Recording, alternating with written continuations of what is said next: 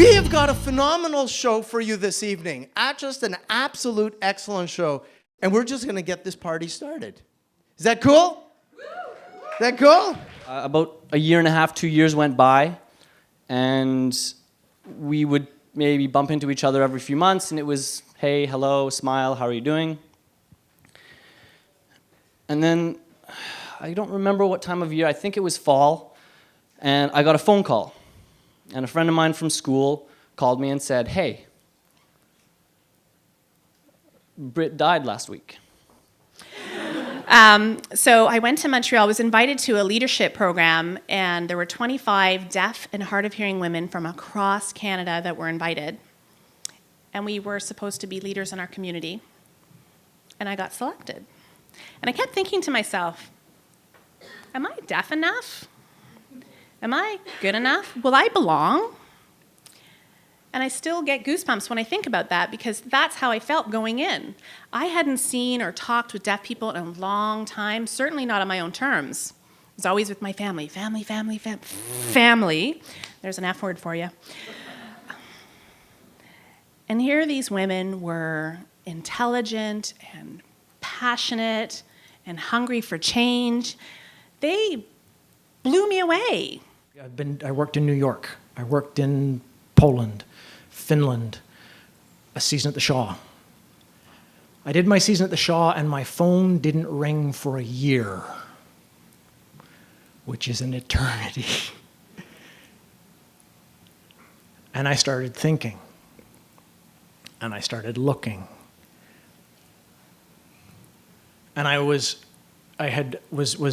dating somebody. We had been together for 4 years at that point, and we moved in together when I got back from the Shaw.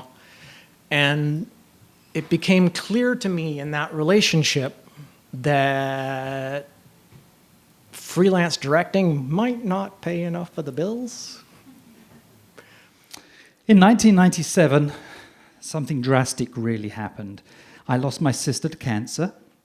She was 3 months pregnant when she was diagnosed. She was given an ultimatum. She could either terminate the baby and save herself, or take the baby, which was apparently healthy, to full term, but by that time, the cancer would likely be at a position where they wouldn't be able to treat it. So just before her 30th birthday, having given birth to a very healthy, bouncy boy, she passed away. I have a family of 5 kids, and let me tell you something about family. I know some of you have brothers and sisters, but if you ever put like my brothers and sisters in a room who are 5 alphas on their own, it's gonna be the biggest gong show of a family reunion that you're ever gonna see in your entire life. But we do love each other very well. Our family is very tight, and we definitely celebrate the past as opposed to making it a crutch or making it something that will just tie us down for the rest of our lives. Now, what would you like to be when you grow up? And I said, a stewardess. Because that was before the days of political correctness, where they call them flight attendants, gender neutral, and also before I got speech therapy, and I used to have a lisp. And she said, well, that's nice, dear. That's something that you can do when you're a young woman before you start your real career.